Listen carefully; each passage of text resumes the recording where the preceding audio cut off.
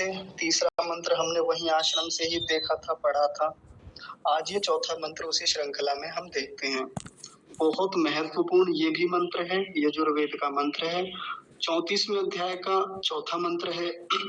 क्रम आपको पता ही होगा, पहले जो 3 मंत्र हुए वो भी यजुर्वेद के 34वें अध्याय के ही थे। आज जो चौथा मंत्र है वो भी यजुर्वेद के 34वें अध्याय का ही है। मैं एक बार मोटा मोटा उच्चारण बता देता हूँ, ज्यादा कठिन नहीं है। ओम ये नेदम भूतम। आसान शब्द है, कोई उतना कठिन नहीं है। जहाँ कठिनाई होगी मैं वहां आपको विशेष बताऊंगा। तो क्या है, ये नेदम भूतम, ये नेदम म आधा है, ये नेदम भूतम। अगला शब्द है भुवनम। भू व पूरा है। अगर आधा होता है ऐसे तो भुवनम बोल देते, भुवनम। लेकिन अभी क्या बोलेंगे, भुवनम। भूतम भुवनम, भुवनम, इसको विशेष ध्यान रखेंगे। भविष्यत। भविष्यत में 2 काम की बातें हैं। एक तो बीच में जो मूर्धन्य शकार है, आधा है, आधा ही बोलेंगे, और तकार भी हलंत है। और मूर्धन्य शकार का तो ध्यान रखेंगे बोलते समय कैसे बोला जाता है।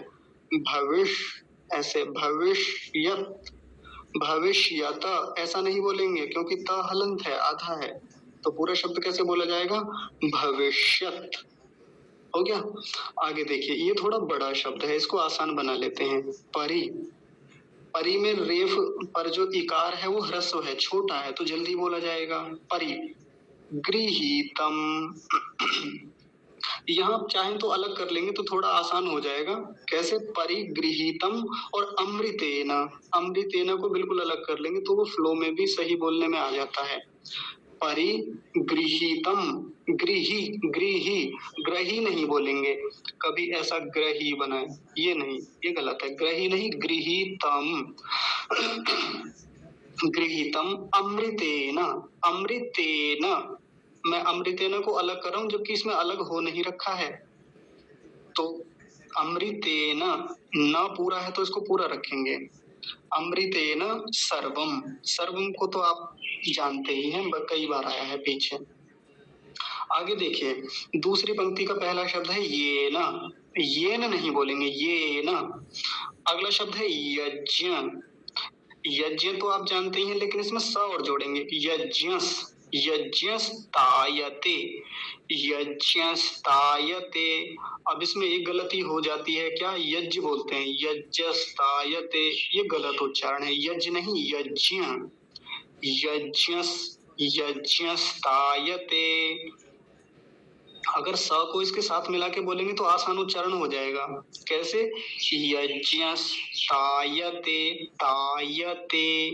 पूरा शब्द देखिए कैसे बोला जाएगा, येन यज्ञस्तायते, यज्ञस्तायते। हो गया। सप्त होता, सप्त नहीं सप्त, ध्यान रखेंगे, सप्त नहीं बोलेंगे।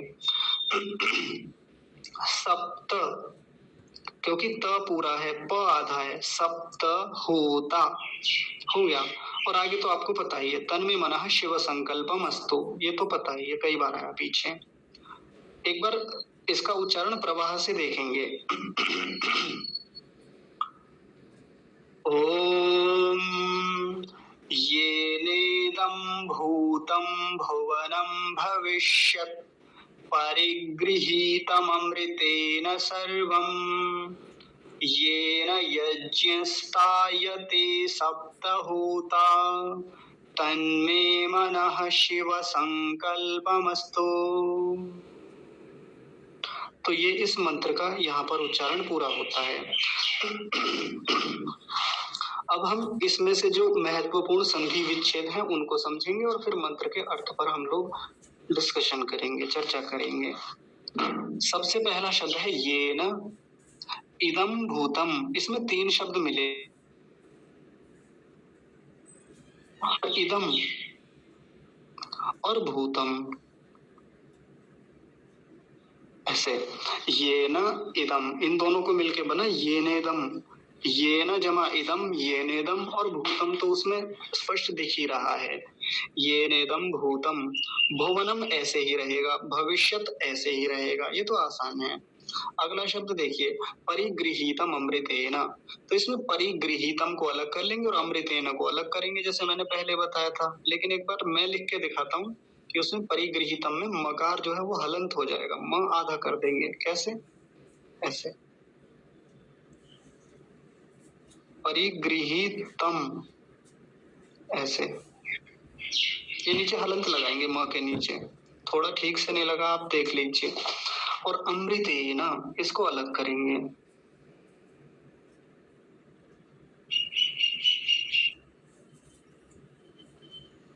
तो क्या बन गया? परिगृहीतम अमृतेन, परिगृहीतम अमृतेन, ऐसा। सर्वम ऐसे ही रहेगा, ये न ऐसे ही रहेगा। इस शब्द को ध्यान से देखिए, मैं इसको भी नीचे लिखता हूं। यज्ञस्तायते शब्द जो है, यज्ञस्तायते, आप इसको अवश्य लिखिए इस वाले को, तो क्योंकि गलती हो सकती है। तो यज्ञ विसर्ग बन जाएगा इसमें, और तायते, बस इतना ही है। इन दोनों को मिलाया तो क्या बना? यज्ञ जमा तायते, यज्ञस्तायते। सप्त होता शब्द एक ही रहेगा। कभी आप सोचे कि सप्त को अलग कर दें, होता को अलग कर दें, वैसे करेंगे। इसको भी जब देखेंगे, इसका अर्थ समझेंगे, अलग ही करेंगे, लेकिन मुख्य रूप से तो ये एक ही शब्द है। और आगे का तो आपको पता ही है। तत् में, तन में, मनः शिव संकल्पम अस्तु। एक बार फिर से देखिए ऊपर से, ये न इदम भूतम भुवनम भविष्यत परिगृहीतम अमृतेन सर्वम, येन यज्ञः तायते सप्त होता तत् में मनः शिव संकल्पम अस्तु। ये हुआ संधि विच्छेद, और हमने प्रत्येक शब्द को अलग अलग पृथक पृथक कर करके देखा। अब हम इनके अर्थों पर चर्चा करते हैं, बात करते हैं। देखिए, ये सबसे पहला शब्द है ये ना। ये ना का मतलब होता है जिस या जिससे। तो जिससे किससे? तो मन से। ये ना माने जिससे, और किससे? मन से। और उस मन के बारे में एक बात बताई, किस मन से? तो अमृतेन। देखिए दो शब्द एक जैसे आ गए, ये ना और अमृतेन, एक जैसे लग रहे हैं ना पीछे से। ये ना अमृतेन, तो कैसा अमृतेन? तो यहाँ मन के बारे में बताई कि ये मन कैसा है। तो अमृतेन शब्द को खोलते हुए महर्षि दयानंद सरस्वती यजुर्वेद भाष्य में लिखते हैं, नाश रहितेन परमात्मा सहयुक्तेन।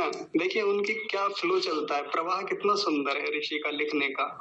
ये न अमृतेन, और अमृतेन को क्या लिखते हैं? नाश रहितेन परमात्मा सहयुक्तेन। जो नाश रहित परमात्मा के साथ युक्त रहता है, ऐसा मन।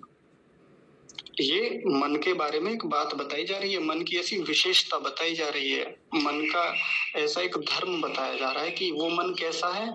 तो अमृतेन है वो मंत्र, उस क्षमा कीजिए, वो मन जो है वो अमृतेन, अमृतेन मतलब परमात्मा के साथ युक्त रहने वाला वो मन है। ये हुआ इसका तात्पर्य। आगे देखिए, आगे और कुछ बातें बताई जा रही हैं। आगे कह रहे हैं भूतम, एक शब्द है भूतम। भूतम का मतलब है यहाँ पर, भूतम के बारे में ऋषि कहते हैं अतीतम। एक ऋषि दयानंद के भाष्य को पढ़ने से एक बात और समझ में आती है कि हमें बहुत सारे शब्दों के पर्यायवाची पता चलते हैं, उनके जैसे और नए शब्द पता चलते हैं। तो भूतम का मतलब क्या बताया? अतीतम। वैसे तो आप तो जानते हैं, भूत भी जानते हैं, अतीत भी जानते हैं, लेकिन उनके खोलने की शैली है ही ऐसी, इतनी सुंदर है। भूतम अतीतम यानी पीछे जो बीत गया है। व्याख्या भी करेंगे, लेकिन अभी पहले अर्थ देख लीजिए। भुवनम, भुवनम के बारे में लिखते हैं भवती इति भुवनम, और आगे क्या लिखा? वर्तमान काल से संबंधी, ऐसा लिखते हैं। यानी बस सीधा सा एक मतलब कि भुवनम का मतलब होता है वर्तमान। ठीक है। और भविष्यत ये तो नाम से ही पता चल रहा है। इसके बारे में भी ऋषि क्या लिखते हैं? तदुत्पत्स्यमानम, भावी, जो होने वाला है, जो आगे होगा, उसको भविष्य कहते हैं। तो जो अतीत है यानी भूत है, भुवनम जो वर्तमान है, और जो भविष्य है, उन सब में यानी भूतकाल में, वर्तमान काल में और भविष्य काल में इदम सर्वम, ये एक इदम शब्द यहाँ आया था ये निदम में, और एक सर्वम शब्द आया। तो सर्वम के बारे में ऋषि लिखते हैं समग्रम, सब कुछ। सर्वम तो आप जानते हैं, सर्वम माने समग्र, सब कुछ। और इदम को खोलते हुए वो लिखते हैं वस्तु जातम, और इसको हिंदी में क्या कहते हैं, इदम को आगे खोलते हुए वो कहते हैं यह सब त्रिकालस्थ वस्तु मात्र, यानी ये जो जितना भी संसार हमें दिखता है वो सब। तो इदम का मतलब हो गया संसार पूरा, आप ऐसा समझ सकते हैं। ये इदम शब्द जो आया, और सर्वम माने सारा, एकदम सामान्य भाषा में समझिए। इदम माने संसार और सर्वम माने सारा, यानी सारा संसार।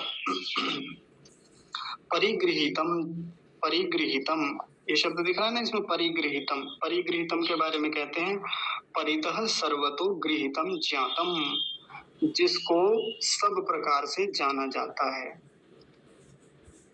परिगृहीतम का मतलब क्या हो गया, परि शब्द आपने सुना होगा, पर्यावरण। जैसे हम पर्यावरण शब्द को देखते हैं तो पर्यावरण को कैसे खोला जाता है, परि जमा आवरण। परि माने चारों ओर, आवरण माने ढका हुआ। जो चारों ओर से ढका हुआ होता है, सब ओर से ढका हुआ होता है, उसको हम पर्यावरण कहते हैं। वैसे ही परिगृहीतम भी है।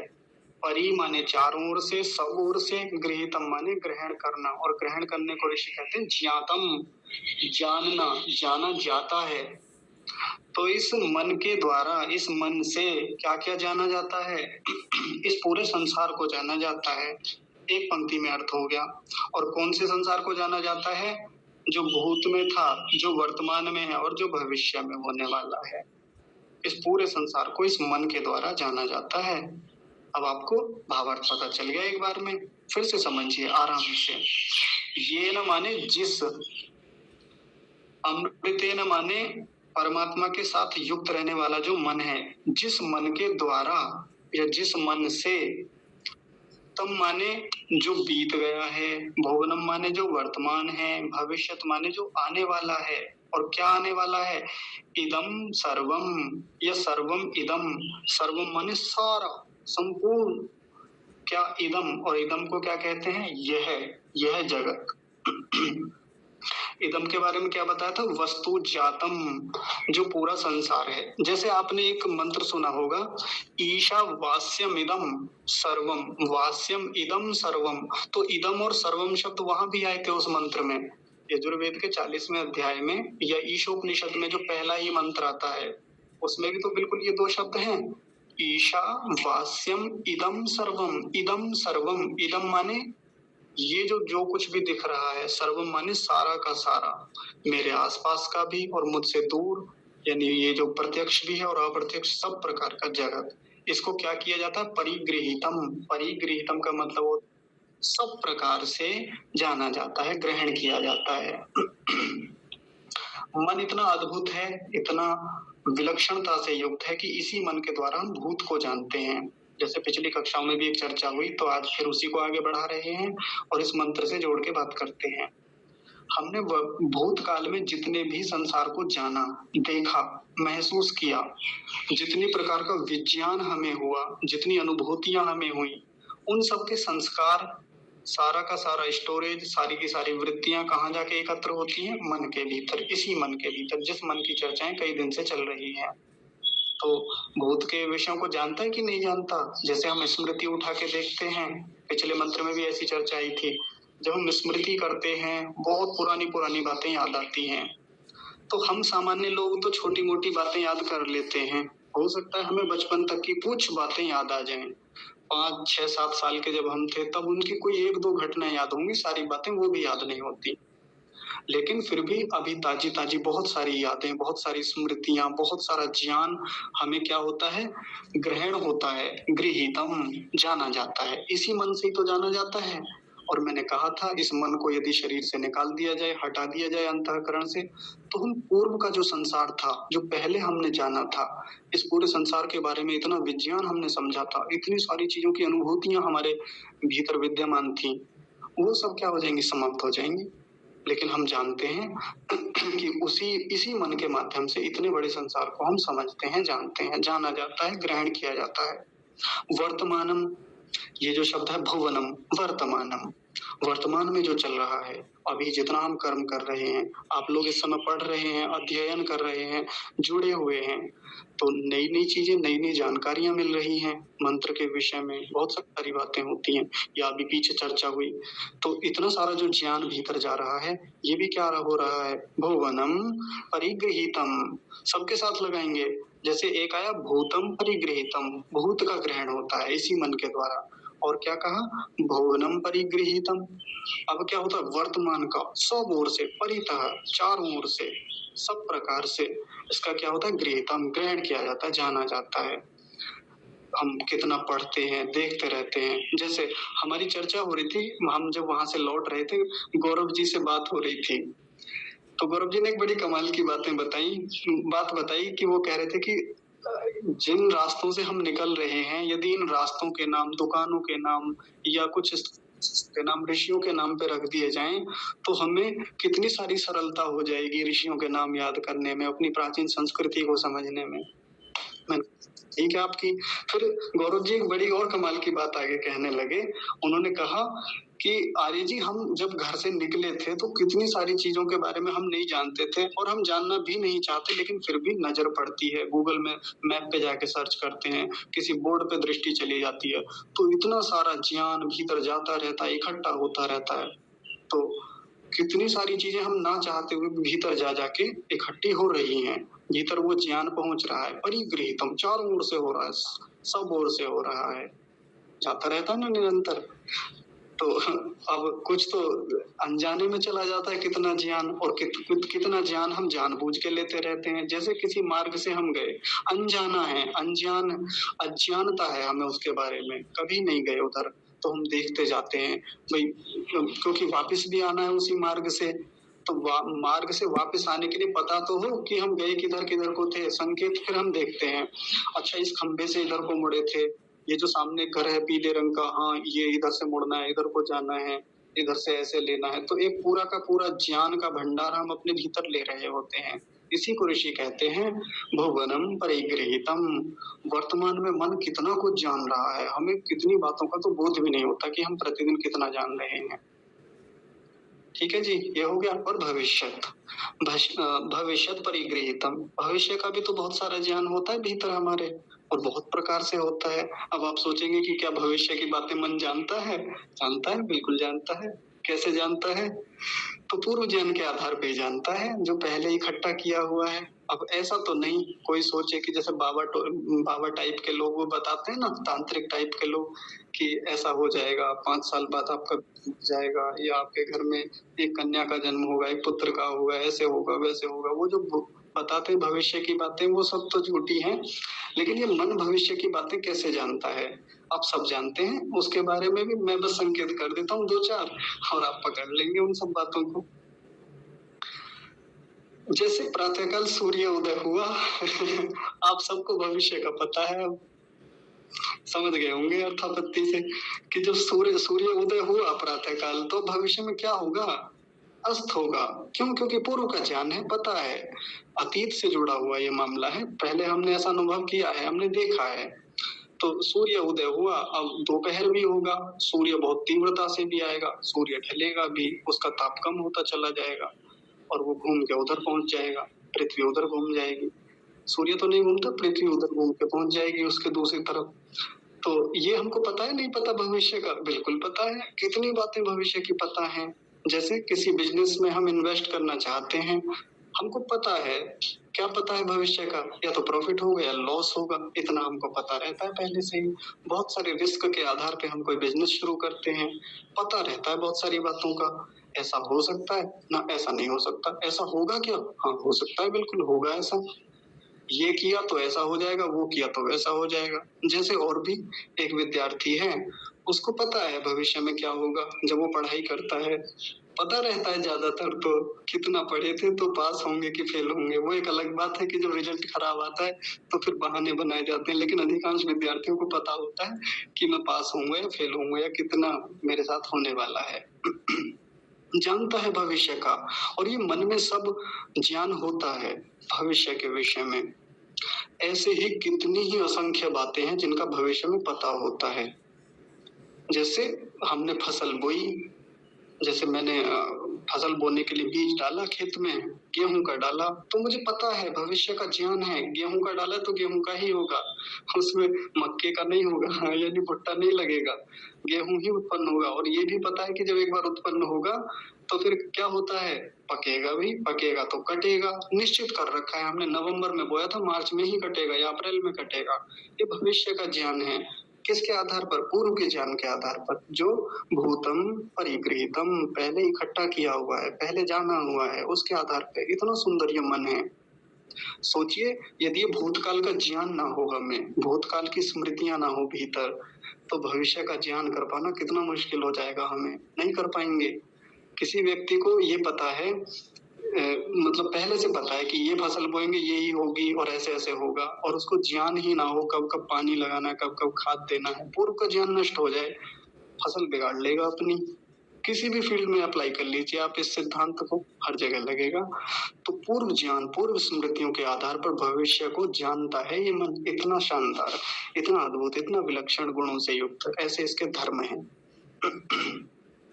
आगे देखिए, पहली पंक्ति तो हो गई, एक बार फिर भी मोटा मोटा देख लीजिए। ये न अमृतेन, ये न माने जिस, अमृतेन माने नाश रहितेन परमात्मा सह युक्तेन, नाश रहित परमात्मा के साथ जो युक्त रहने वाला ये मन है, तो वो कैसा है?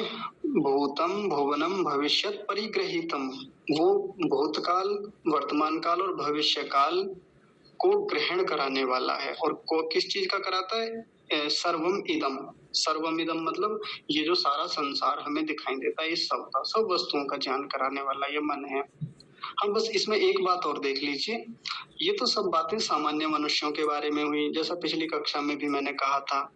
लेकिन एक बहुत बड़े वैज्ञानिक स्तर का कोई व्यक्ति हो या कोई योगी स्तर का व्यक्ति हो, वो और बारीकी से देखता है किसी भी चीज को, वो और गहराई से देखता है। कैसे देखता है? तो ऐसा एक वर्णन योग दर्शन में आता है।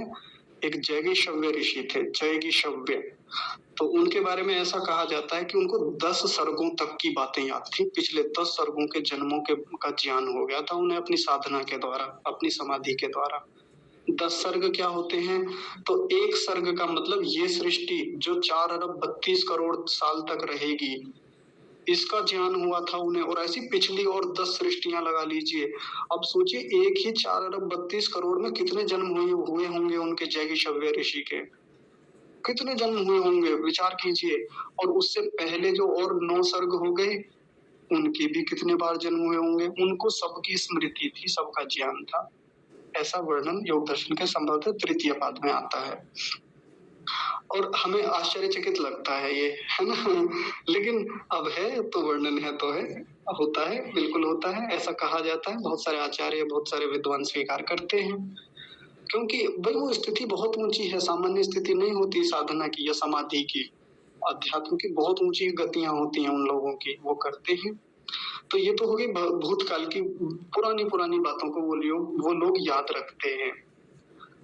वर्तमान में भी कितने लोग बड़ी बारीकी से चीजों को ग्रहण कर पाते हैं। एक वैज्ञानिक स्तर का व्यक्ति या योगी स्तर का व्यक्ति कितनी सूक्ष्मता से किसी भी चीज को ग्रहण कर रहा होता है वर्तमान में। और भविष्य के बारे में भी एक वैज्ञानिक या एक योगी कितना बेहतर जानता है, कितना अच्छे से ग्रहण करता है। ये तो सबके अपने बौद्धिक स्तर, अपने अपने पुरुषार्थ का मामला है ना। मन का कितना उपयोग वो लोग कर पाते हैं। जैसे कई बार आपने देखा होगा कि ये व्यक्ति तो बड़ा दूरदृष्टा है, दूर की देखता है, भविष्य वक्ता है, ऐसा कहा जाता है। तो वो दूर की बातों को, भविष्य की बातों को समझ लेता है। तो ऐसा भी हम इसमें ग्रहण कर सकते हैं।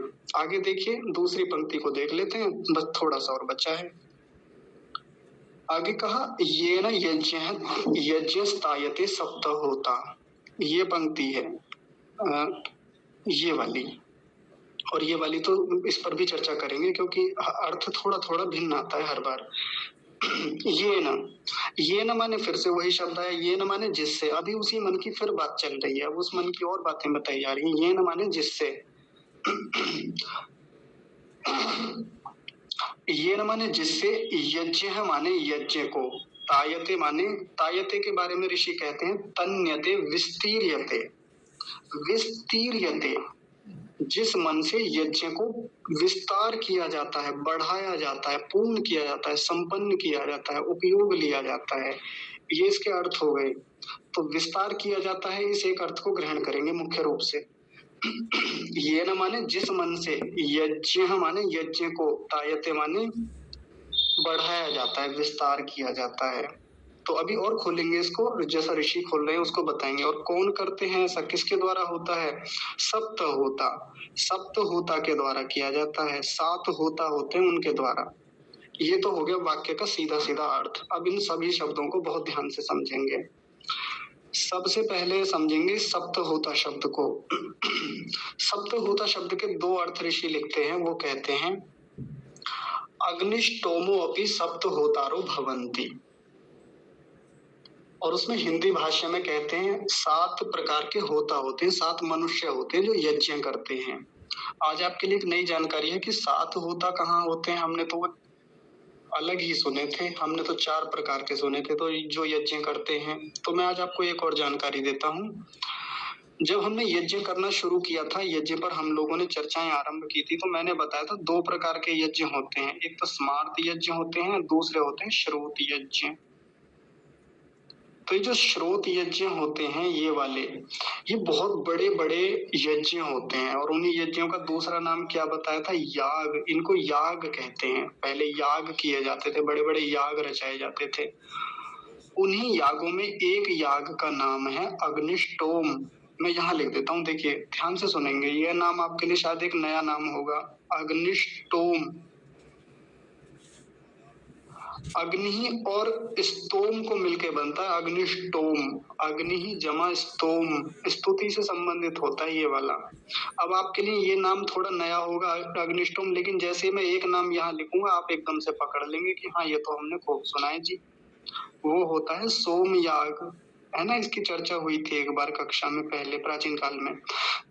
देखिए श्रोत, जो श्रोत होते हैं वो किसको कहते हैं? बड़े बड़े जो याग होते हैं। और उन्हीं यागों में एक याग होता है अग्निष्टोम या सोम याग। इस सोम याग की एक विशेषता होती है कि इसमें जो पदार्थ डाला जाता है, जो सामग्री डाली जाती है, वो वैसी सामग्री नहीं डाली जाती जैसे हम लोग डालते हैं। ना घी डलता है, ना ये 4 प्रकार की जो सामग्रियां होती है, ये नहीं।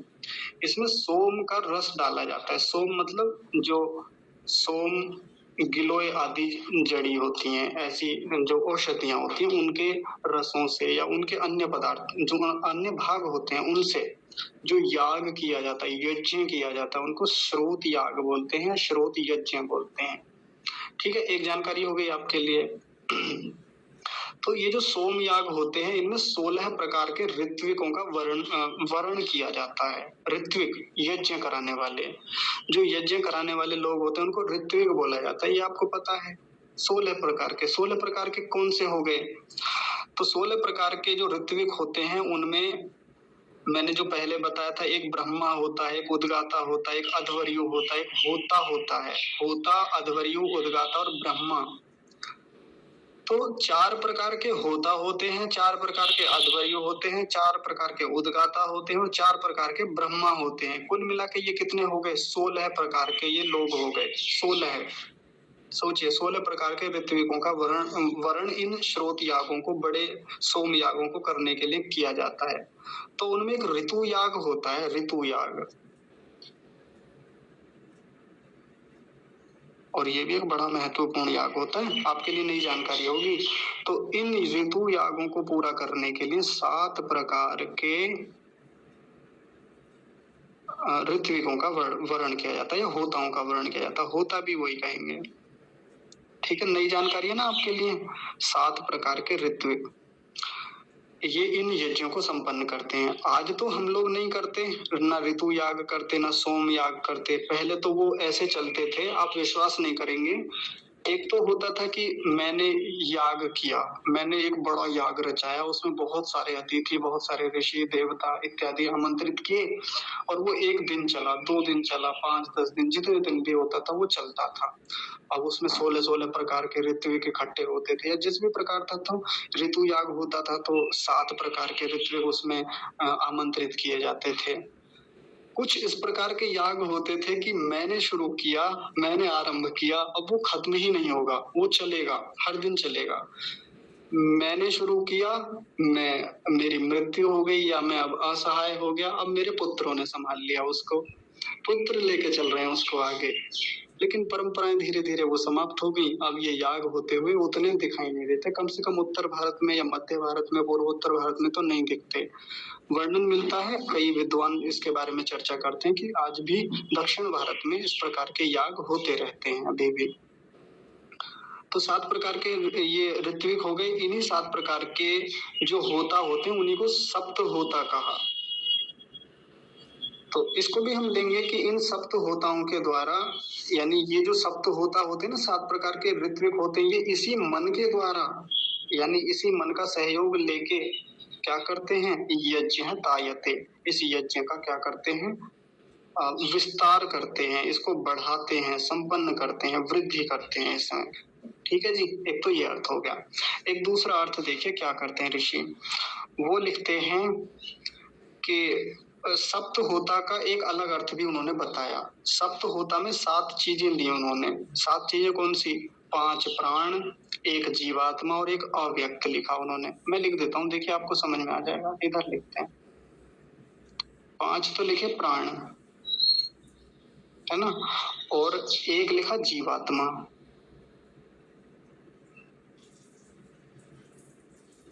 और 1 लिखा अव्यक्त।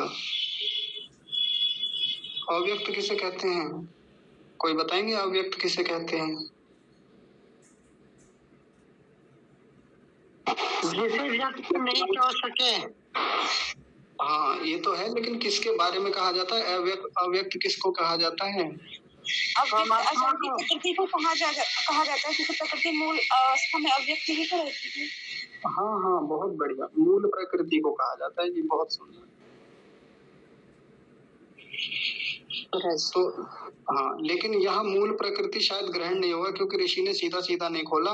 ये अव्यक्त वो स्थिति है जो एक बार चर्चा हुई थी कक्षा में।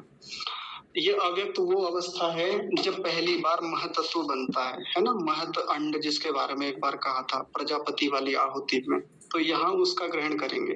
खैर जो भी है, अभी इतना ले लेंगे। ये 7 चीजें ऐसी हैं, इन 7 होताओं के द्वारा जो जीवन रूपी यज्ञ है, यज्ञ को एक और नाम दिया। एक तो यज्ञ हो गया अग्निहोत्र वाला या अग्निष्टोम वाला, जिस अग्निष्टोम की बात कर रहे थे, उसको तो वो 7 प्रकार के ऋत्विक संपन्न करते हैं। लेकिन जीवन रूपी जो यज्ञ है उसको कौन होता संपन्न करते हैं? तो ये जो 7 होता है ये संपन्न करते हैं।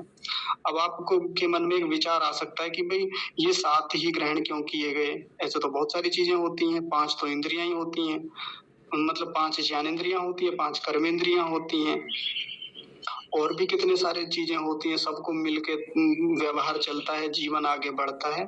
तो देखिए प्रकरण के अनुसार ऋषियों की अपनी एक समझ है, उनका अपना एक विनियोग होता है चीजों को करने का, तो उन्होंने अपने हिसाब से ये 7 चीजों को यहाँ पे ग्रहण किया। जैसे मैं आपको एक उदाहरण देता हूँ, आप बड़े अच्छे से समझेंगे। कई बार हमने भी कक्षा में एक बात कही और बड़े विद्वान भी इस बात को बार बार बोलते रहते हैं। सांख्य दर्शन में एक सूत्र आता है, ज्ञानान मुक्ति। मुक्ति जो है वो ज्ञान से होती है, ऐसा कहा वहां पे, और सही बात है, ज्ञान से मुक्ति होती है, ज्ञान के बिना बिल्कुल मुक्ति नहीं हो सकती। लेकिन अब कोई एकदम प्रश्न खड़ा कर देगा कि भाई ज्ञान से मुक्ति थोड़ी होती है, कर्म भी तो सहायक होते हैं, कर्म से भी होती है, साधना से भी होती है, बाकी भी जीवन के और व्यवहार होते हैं, उन सब से मुक्ति होती है, केवल ज्ञान से क्यों? तो वहाँ प्रकरण वैसा है, वहाँ उनकी समझ ऐसी है, उस बात को सिद्ध करने के लिए ज्ञान को प्रमुखता से कहा गया, प्रमुखता से। तो ये जो 7 प्रकार के होता बताए, ये प्रमुखता से लिए गए 7 होता। कौन से? 5 प्राण, 1 जीवात्मा और 1 अव्यक्त के बारे में बात की। इन 7 प्रकार के होताओं के द्वारा यज्ञ, यज्ञ मतलब जीवन रूपी जो यज्ञ है, इस जीवन रूपी यज्ञ के बारे में एक बात और कही, विज्ञानमयो व्यवहारो वा, यानी सीधा सा सामान्य भाषा में हम इसको वही कहेंगे, जो जीवन रूपी यज्ञ आगे बढ़ता है। हमारे सारे व्यवहार, विज्ञान संबंधी व्यवहार आदि जो भी व्यवहार हैं वो सब इन्हीं से आगे बढ़ते हैं। तायते, वृद्धि होती है। ठीक है जी। और इसमें मन ही तो सहायक होता है। अब देखिए मन को मूल में रखेंगे, हम भूल ना जाए मन को। इस मन के माध्यम से ही वो सप्त होता जो है, 7 प्रकार के जो होता है जो यज्ञ को संपन्न करते हैं। अग्निष्टोम आदि जो बड़े बड़े याग होते हैं उनको ले जाते हैं आगे, उनका विस्तार करते हैं, उनको संपन्न करते हैं। चाहे वो ग्रहण कर लीजिए। एक दूसरा अर्थ जो ऋषि कहते हैं कि 7 जो होता है जिसमें 5 प्राण है, एक जीवात्मा है और एक अव्यक्त है। ये भी क्या करते हैं, इन्हीं के द्वारा जीवन रूपी यज्ञ को आगे बढ़ाया जाता है, आगे ले जाया जाता है। मन इनमें बड़ा सहायक है। ये मन ना हो तो फिर ना तो ये यज्ञ हो पाएगा और ना ये जीवन रूपी यज्ञ आगे बढ़ पाएगा। बस एक अंतिम पंक्ति इसमें बची है, बड़ी महत्वपूर्ण है आज ये भी। तो तत्व माने वह क्या, जो जिस मन के बारे में आज फिर से ऊपर बात चल रही है।